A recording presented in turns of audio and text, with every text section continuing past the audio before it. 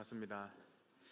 제가 원래 장난기도 좀 많고 상상을 좀 쓸데없는 쪽으로 많이 하는 그런 편입니다. 그래서 금요일에 그 교역자 톡방에 주보가 이제 초안이 만들어지면 주보가 올라옵니다. 근데 이제 2부 예배를 아시다시피 계속 인도를 하다 보니 주보를 좀 더 꼼꼼하게 이제 보게 되는데, 이제 임마누엘 찬양대에서 이제 이제야 보이네라는 찬양을 정하셨길래 오 목사가 사임하니까 이제야 한박교회 앞날이 좀 보이나 이런 제가 이런 쪽으로 상상을 하는 그런 아주 이상한 뇌를 가지고 있습니다. 그래서 어제 설교문을 너무 이게 부담도 되고 어려운 자리여서 저한테 설교문을 다시 수정하고 고치고 막 하는 중에 갑자기 그게 또 생각이 나는 거예요. 그래서 유튜브에 검색을 했습니다. 이거 안 들어보고는 못 넘어가겠더라고요.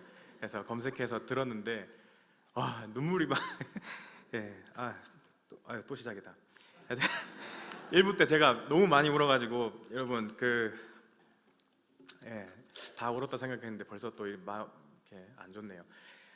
제가 성도님들 앞에서 마지막 설교를 하고 싶지 않았지만 또 뭐 언젠가는 해야 될 일이라고 생각을 했었고, 그래도 어떻게든 사실 이 자리를 좀 피하고 싶었습니다. 좀 전에도 이렇게 말씀드렸는데, 제가 아시는 분은 아시겠지만 뭐 수요기도회 때나 한 번씩 이렇게 설교를 할 때 옛날에 좀 자주 막 앞에서 질질 짰습니다. 그래서 좀 제가 이제 그래요. 그래서 이번에 또 그러는 거 아닌가, 당연히 그러겠지 싶어가지고 사실 그게 좀 부담되고 그래서 좀 그랬었는데, 지난주에도 이제 온샘지기 청년부 모임 때 마지막 설교를 이제 한다고 하면서 마지막 권면하면서 제가 또 이게 이제 뭐 자주 볼 애들도 있겠지만 계속 못 볼 애들, 그냥 얼굴인들이 막 생각나고 너무 고마운 거예요. 그래서 이제 권면의 말을 이제 전하면서 마지막에 살짝 울컥했습니다. 근데 애들이 웃더라고요. 그러니까 이제 뭐냐면 저만 자꾸 그러는 거예요. 포인트가 저한테 이상하게 그런 울컥하는 포인트가 있어서 오늘도 또 그러지 않을까 이런 좀 걱정도 되고, 그래가지고 참 부담스러운 자리지만 결국 여러분들 앞에 서게 됐습니다. 그래서 마지막으로 설교하는 시간이 있다고 한다면 꼭 이 말씀을 전해야겠다 하는 생각을 예전부터 좀 하고 있었고, 그 말씀을 여러분들에게 전하려고 합니다. 우리가 부활신앙이라는 말을 많이 쓰지 않습니까? 여러분들은 어떻게 부활신앙을 갖고 계십니까? 그렇다면 그 부활신앙이라는 게 여러분들에게 어떻게 좀 적용되고 여러분들의 삶에 어떤 모습으로 드러나고 있는지도 함께 좀 고민해 보시면 좋겠습니다. 교회 안으로 깊숙이 들어온 이 세속적인 세계관이 부활신앙에 대해서도 많은 오해를 갖게 만들었다고 저는 생각합니다. 가장 최근에, 지금으로부터 조금 거슬러 올라가서 가장 최근에 이 한국 교회 역사에서 좀 큰 부흥을 이루었던 시기는, 제가 교회 이름은 굳이 말하지 않겠습니다. 그 여의도에 있는 순복음 교회가 폭발적으로 부흥할 때, 그렇죠? 동네와 교단을 얘기한 것뿐입니다. 그렇죠? 폭발적으로 부흥할 시기였던 것 같습니다. 소위 그 삼박자 구원론이라고 하는데요. 제가 구호를 외칠 건데 절대로 아멘 하시면 안 됩니다. 만약에 아멘 하시면 저와 여러분들의 마지막 이 모습이 좀 어색하게 끝날 수 있어서 아멘 하지 마시길 바랍니다. 제가 구호를 한번 외쳐보겠습니다. 하나님 믿으면 부자 되고 건강해지고 영적으로 편안해진다. 아멘 하시면 안 됩니다. 이런 가르침으로 세상 사람들을 교회로 모여들게 했는데요. 완전히 뭐 틀린 말은 아니지만 그렇다고 완전히 다 맞는 말도 아니기 때문에 우리가 하나님의 말씀으로 받는 아멘을 쉽게 하기에는 좀 어렵지 않나 이렇게 생각합니다. 1960년대부터 80년대에 우리나라가 급격한 경제 성장을 이루던 당시에 예수님을 믿으면 부자가 된다는 그 구호가 이 경제 성장의 기류에 자연스레 올라탄 그 당시 현대 사회인들에게 매우 그럴듯한 메시지로 들렸을 게 분명합니다. 이러한 메시지들이 한국교회 성도들을 기복신앙에 점차 물들게 했다고 저는 생각합니다. 신앙생활을 최근에 시작한 분들은 이 기복신앙이라는 단어를 들으면 이게 어쩔 때는 좋았다가 어쩔 때는 툭 떨어졌다가 하는 기복이 심한 신앙이다 이렇게 생각하시는 분들이, 지금 그렇게 생각하시는 분들 여기 한 10분은 계실 거라 생각합니다. 물론 물론이 아니죠. 그게 아니라 기복신앙에서의 그 기복은 복을 기원한다 할 때 그 기복입니다. 복을 기원해서 복을 쫓아다니는 그런 신앙생활, 이런 의미로 이해하시면 됩니다. 물론 그 당시에 그 설교를 듣고 신앙생활을 하게 되고 이제 교회를 다니게 되면서 구원을 받고 하나님의 은혜를 누리며 하나님의 자녀로서 이 세상을 살아갔던 성도님들이 분명히 계실 거라고 생각합니다. 하지만 한 가지 아쉬운 게 있다면 이런 가르침들이 부활신앙에 대해서도 매우 기복적인 그런 시각을 갖게 만들었다는 데 있습니다. 그런데 사실 이 기복신앙의 근거는 구약 성경 전반에 흐르고 있습니다. 구약 성경을 보면 하나님께서 당신의 백성들에게 복을 주시는 목적, 그리고 그 약속을 따라 복을 받은 그런 결과가 생육하고 번성하여 땅에 충만하는 것이었습니다. 성경을 문자 그대로 오늘날의 시각으로 좀 바꿔서 표현해서 본다면 결국에 이 땅에서 잘 되는 것이었습니다. 바로 그 방법으로 하나님께서는 당신의 백성 이스라엘을 지키시고 보존하셨습니다. 자식을 많이 낳는 것이 복이었고, 더 많은 재산을 소유하며 더 넓은 영토를 차지하는 것이 복이었고, 그러한 결과들이 하나님께서 약속하신 결과였습니다. 민족과 혈통 중심으로 세워진 이스라엘이 계속해서 번영해 나가는 데에 가장 그 당시에 적합한 방법이지 않았나. 그래서 하나님께서 그런 방법을 통해 역사하셨다고 저는 생각합니다. 자, 그런데 사사시대와 열왕시대 그리고 바벨론 포로기를 쭉 지나면서 하나님의 백성이 더 이상 이스라엘 혈통 중심으로는 이어질 수 없는 그런 참혹한 지경에 이르고 맙니다. 구약 마지막 책인 말라기를 보시면 제사장들이 타락하여 하나님을 향한 예배가 변질되는 모습을 기록하고 있는데요. 그로 인해 자연스럽게 하나님을 예배하는 성도들의, 그 당시 백성들의 삶도 타락으로 물들게 됩니다. 그렇게 타락한 백성들에게 회개하면 다시 복을 주실 것이라는 하나님의 약속이 주어지는 것으로 구약 성경이 마무리됩니다. 그 약속을 받은 이스라엘 백성들이 여러분 어떻게 했겠습니까? 회개하지 않았습니다. 그 말라기서가 기록된 후로 예수님께서 탄생하시기까지의 그 약 400년의 기간을 암흑기라고 부릅니다. 이때가 암흑기였던 이유는 하나님께서 그들에게 더 이상 말씀하지 않으셨기 때문입니다. 백성들이 하나님께서 요청하신 대로 회개하지 않고 계속해서 욕심을 쫓아 죄악을 일삼으며 타락하고 부패했기 때문에 하나님께서 그들에게 말씀하지 않으셨습니다. 자, 그렇게 부패와 어둠으로 막을 향해 달려가는 그 이스라엘의 끝자락에 하나님께서 보내시는 분이 누구시죠? 당신의 아들 예수 그리스도를 보내십니다. 짙어져가는 어둠 속에 빛 대신 예수님을 보내셔서 민족과 혈통 중심으로 이어져 왔던 그 하나님 나라라는 백성을, 그 그룹을 새롭게 구성하시는데 더 이상 민족이나 혈통이나 할례나 전통을 따르는 그런 방식이 아니라 예수님을 하나님의 아들 주와 그리스도로 믿는 백성들을 불러 모으셔서 하나님의 거룩하신 성품을 반영하는 거룩한 새 백성을 일으켜 주십니다. 자, 그렇게 보냄받으신 예수님께서 이 새 나라에 들어올 백성들에게 하나님의 복을 받는 방법을 친히 자세히 알려주시는데요. 마태복음 5장, 팔복이 담겨있는 그 마태복음 5장 잘 아시죠? 그걸 보시면 예수님을 따르면서 심령이 가난하게 된 자들, 애통하게 된 자들, 의를 위하여 핍박을 받는 자들, 예수님으로 말미암아 욕먹고 박해를 당하고 예수님 때문에 모든 악한 말을 듣는 자들이 복이 있다고 말씀하시며, 그저 그러한 말씀들을 자기 입술로만 가르치지 않으시고 그 삶을 몸소 다해 실천해 보이셨습니다. 잘 아시듯이 여러분, 우리의 시각으로 볼 때 예수님께서는 세상에서 잘 되는 것과는 전혀 무관한 그런 삶을 사셨습니다. 예수님께서 복이 있다, 복을 주시겠다고 약속하신 그 말씀들을 보면요, 눈을 씻고 다시 찾아봐도 세상에서 잘 되는 것과는 아주 모든 것들이 다 거리가 먼 말씀입니다. 오히려 가난하게 되고 핍박을 받게 되고 심지어 죽을 수도 있다고까지 그렇게 말씀하셨습니다. 메시아로서 예수님만 그런 삶을 혼자 다 살아 감당하신 거면 모르겠는데, 제자들에게도, 믿는 모든 자들에게도, 오고 오는 모든 교회의 성도들에게도 그렇게 살라 말씀하시며 그런 삶이 복된 삶이라고 가르쳐 주셨습니다. 그런 예수님의 삶을 두고 혹자는 이렇게 말합니다. 예수님께서 우리를 부욕해 하시려고 그 모든 고난을 혼자 친히 다 당하셨다고. 그러나 여러분, 그 부요함은 이 세상에서 잘 먹고 잘 사는 그런 부요함이 아닙니다. 이 땅의 것이 아니라 천국의 것을 소유하는 부요함입니다. 없어지지 않을 영원한 것을 소유하기에 우리가 부요하다라고 고백할 수 있는 것입니다.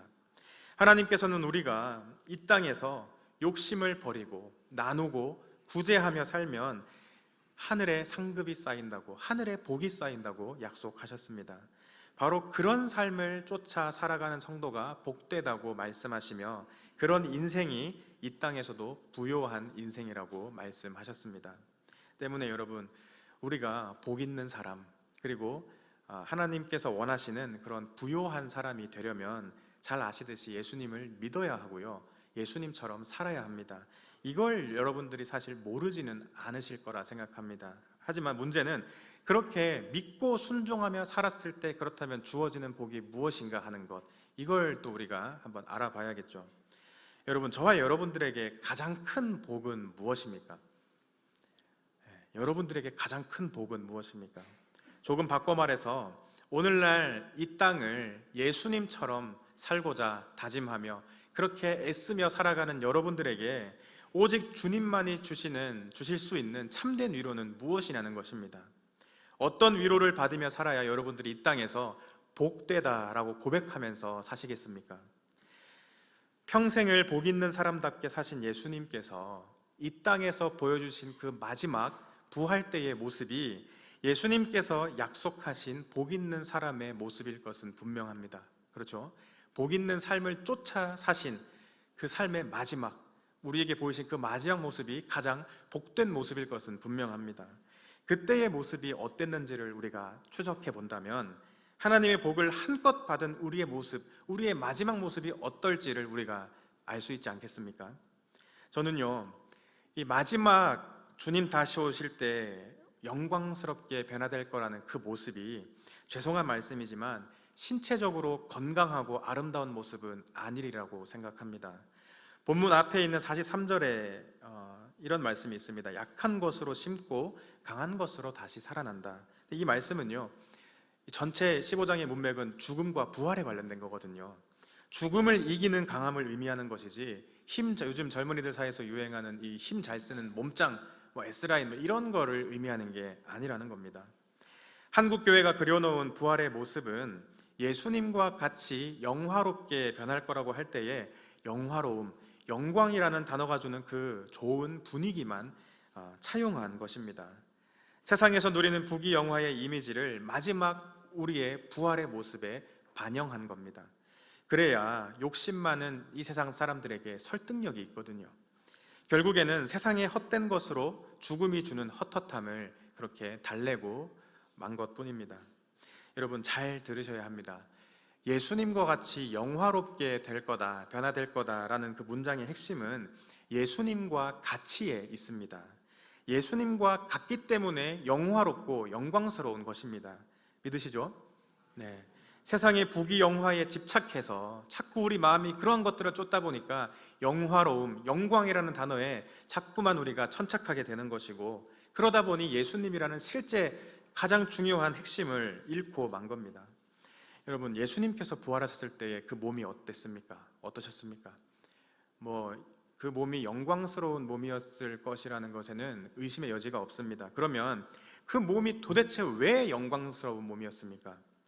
예수님의 몸이 가장 젊을 때 가지셨던 가장 아름답고 빛나는 그런 20대의 몸은 아니었을 것입니다. 그런 이유 때문은 아닐 겁니다. 부활하셔서 제자들에게 보이셨던 그 몸에는요, 30대 초반의 나이에 3년이라는 시간을 집도 없이 나그네처럼 떠도시면서 제자들과 같은 공간에서 함께 보내며 몸에 새겨진 그러한 고난의 흔적들이 무수히 담겨 있었습니다. 그런 상한 몸으로 제자들 앞에 부활하신 후에도 나타나신 겁니다. 손과 발에는 못자국이 그대로 다 남겨져 있었고 옆구리에는 찔린 창자국이 그대로 남아 있었습니다. 그럼에도 그 몸은 영광스럽고 찬란하게 빛나는 그렇게 영광스러운 몸이었습니다. 순종으로 인해서 피로 얼룩져 있는 상처 가득한 고난의 흔적들이 너무나 많은 몸이었기 때문에 어쩌면 더욱더 영광스러웠으리라 생각합니다. 요한복음 17장을 보시면 예수님께서 잡히시기 전에 하나님께 이렇게 기도하며 부탁하는 장면이 나옵니다. 우리 1절을 함께 자막을 보시면 읽겠습니다. 함께 읽겠습니다.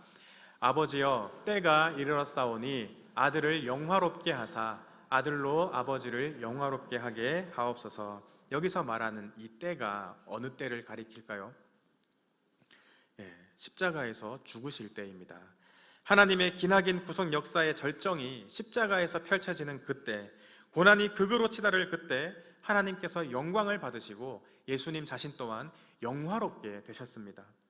부활하신 이후에도 고난의 흔적들이 그 몸에 그대로 새겨져 있었습니다. 예수님께서 하늘에 올라가실 때 그것을 바라보던 사람들에게 올라간 모습 그대로 오신다고 말씀하셨으니, 우리 예수님께서 다시 오실 그때에도 주님의 손과 발엔 여전히 못자국이, 그리고 옆구리엔 창자국이 있을 겁니다. 하나님의 복만을 평생을 쫓으며 한평생을 그렇게 사신 예수님의 마지막 모습이 바로 이러한 모습이었다는 것입니다. 자, 그렇다면 이러한 예수님을 우리 마음에 모시고 산 우리의 손과 발과 그리고 우리의 얼굴은 어떤 모습이어야겠습니까? 복음을 쫓아 주님의 나라를 위해 살면서 상하게 된 그런 몸과 마음을 가지고 우리 주님 다시 오실 때 우리 주님을 뵈러 가야 하지 않겠습니까? 순종과 고난의 흔적들이 우리 몸에 좀 더 새겨져야 하지 않겠냐는 겁니다. 그런데 한번 우리의 몸과 우리의 머릿속과 우리의 마음을 한번 돌아보시기 바랍니다. 순종과 그로 인한 고난의 흔적보다는 불순종과 욕심으로 인해 새겨진 흔적들이 더 많지 않습니까? 부활 때 바라고 기대하는 몸 역시, 우리가 부활 때 입게 될 거라고 생각하는, 상상하는 그 몸 역시 욕심으로 얼룩진 이 세상에서나 좋은 모습이지 않습니까? 여러분 꼭 기억하시기를 바랍니다. 우리가 부활 때 입을 몸은요, 예수님과 같은 몸입니다. 49절에 나옵니다. 하늘에 속한 이의 형상을 입으리라. 예수님이 너무나 우리에게 좋은 분이시죠. 그러니까 이런 말씀을 들으면 정말 후광이 있는 그런 아름답고 빛나는 그런 몸을 우리가 상상하는데요, 예수님의 몸을 한번 떠올려 보시기 바랍니다. 예수님의 몸은 사실 건강과도 거리가 멀고 부와 재물과도 너무나 거리가 먼 몸이었습니다. 이 땅에서 참으로 부활을 소망하며 사는 성도의 마지막 모습이 어떤지를 예수님께서 당신의 몸으로 이미 다 보여주셨었습니다. 여러분, 부활신앙은요, 이렇게 사는 것을 뜻합니다. 예수님처럼 사는 것, 마지막까지 예수님과 같이 되려는 신앙을 뜻합니다. 믿는 순간부터 죽음에 이르기까지 오직 주님만을 따르겠다는 신앙을 뜻합니다. 모든 욕심을 다 버리고 하나님께 오롯이 순종하는 그런 삶이 부활 이후에도 지속되기를 바라는 그러한 신앙을 뜻합니다. 부활신앙은요, 우리 욕심 많은 우리의 눈에 보기 좋은 결과를 우리에게 가져오지 않습니다. 쉽고 편한 길이 절대로 아닙니다. 성경 어디에도 예수님을 따르는 길이 쉽다고 말씀하신 적이 없습니다. 그 결과가 부와 재물 이런 것을 말씀하신 적이 한 번도 없습니다. 예수님처럼 되기를 두려워하지 않고 죽더라도 순종하기 위해 고군분투하는 성도만이 부활신앙을 가지고 있다고 담대하게 말할 수 있고, 그런 성도만이 서로에게 담대히 이렇게 권면할 수 있는 겁니다. 우리 오늘 본문을 함께 읽겠습니다. 본문 58절 말씀을 다 함께 읽겠습니다. 그러므로 내 사랑하는 형제들아, 흔들리지 말고 항상 주의 일에 더욱 힘쓰는 자들이 되라. 이는 너희 수고가 주 안에서 헛되지 않은 줄 알미라. 아멘. 여러분, 하나님 나라와 그 나라를 이 땅에 가장 잘 반영하는 교회를 위해서 더욱 수고하는 사람들이 되시기를 바랍니다. 물론 주님의 일을 하다 보면 흔들릴 일이 많습니다. 울면서 버티고 서 있어야 할 일들도 많습니다. 그럼에도 여러분, 이 말씀의 권면처럼 견실하며 흔들리지 마셔야 합니다. 마음을 계속 지키시되 끝까지 지키셔야 합니다. 그래서 순종으로 인해 받는 고난을요, 담대한 마음으로 잘 받아들이시고 두려워하지 마시기를 바랍니다. 그렇게 주님의 일에 지금보다 더욱더 힘쓰는 성도님들이 되시기를 축복합니다. 이 시간 마지막으로 소요리 문답 1문을 잠깐 다루면서 마칠 건데요, 사람의 제일 된 목적, 주된 목적이 무엇이냐라고 묻는 질문에 우리가 잘 알고 있는 소율이 문답 답은 이렇게 대답하죠. 하나님을 영화롭게 하는 것과 그분을 영원토록 즐거워하는 것입니다. 이렇게 대답합니다. 이 질문을 영어 그대로 좀 직역해서 조금 바꿔서 표현하면 이렇게 물을 수 있습니다. 사람의 인생에 있어서 최고의 마지막은 무엇입니까? 이걸 좀 더 바꾸면 이렇게 물을 수 있습니다. 우리가 숨을 거두기 직전에 단 한마디만 내뱉을 수 있을 그때 우리가 가장 사랑하고 내 삶을 가장 잘 아는 누군가가 우리에게 이렇게 묻는 겁니다. 당신은 마지막까지 무엇을 위해 어떤 목적으로 사셨습니까? 라고 묻는 겁니다. 이때 감히 이렇게 대답하라는 겁니다. 하나님을 영화롭게 하기 위하여 살았습니다.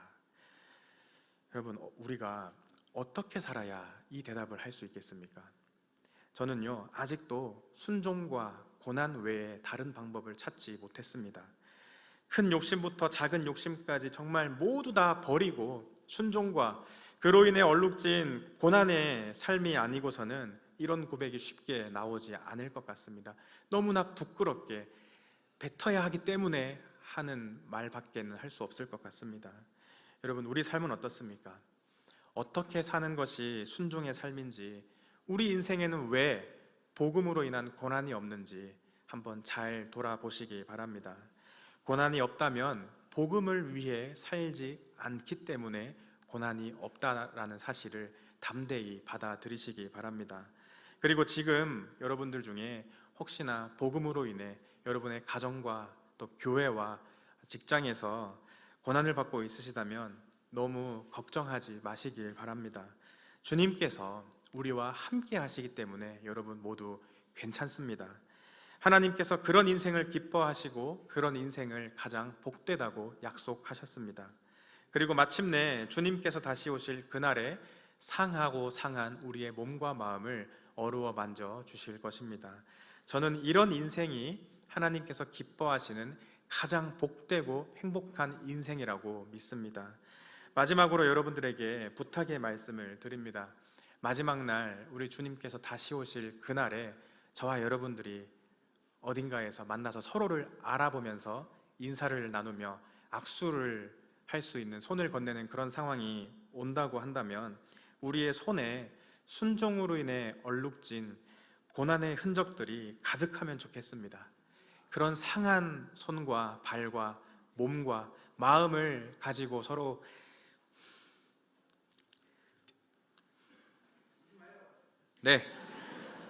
너무 감사합니다. 확 끝쳤습니다. 1부 때는 저렇게 말씀해 주신 분이 없어가지고 제가 너무 힘들었는데 나중에 따로 인사드리겠습니다. 감사합니다. 그런 상한 손과 발과 몸과 마음을 서로 마주보고 있는 그때에도 하나님께서 우리와 함께 하신다는 그 이유, 정말 그 이유 단 하나만으로도 우리가 함께 기뻐하고 즐거워하며 함께 우리 주 하나님을 찬양하는 삶을 부활 이후에도 계속해서 이어가면 좋겠습니다. 마지막으로 부족하지만 감히 한 번 더 부탁을 드립니다. 여러분, 견실하며 흔들리지 마시고 항상 주의 일에 더욱 힘쓰는 자들이 되시기를 주님의 이름으로 축복합니다. 우리 들은 말씀 기억하시면서 왜 나만 겪는 고난이냐고 함께 찬양하겠습니다.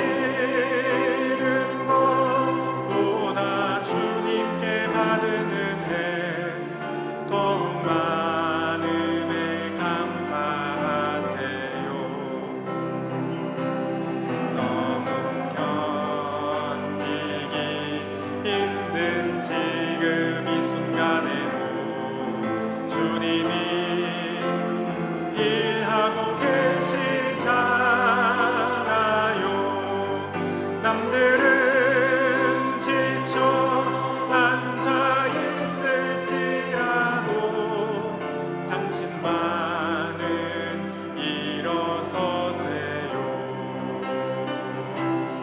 힘을 내세요. 힘을 내세요. 주님이 손잡고 계시잖아요. 주님이 나와 함께함을 믿는다면 어떤 고난도 견딜 수 있잖아요. 우리 시간 들은 말씀과 함께 부른 찬양을 기억하면서 이렇게 함께 기도합시다. 하나님, 순종으로 인해 받는 고난을 두려워하지 않게 하여 주시고, 고난을 당할 때 그런 삶을 복되다 말씀하신 주님의 약속을 믿으며 순종의 길로, 고난의 길로 담대히 걸어갈 수 있도록 도와주시옵소서. 함께 기도하겠습니다.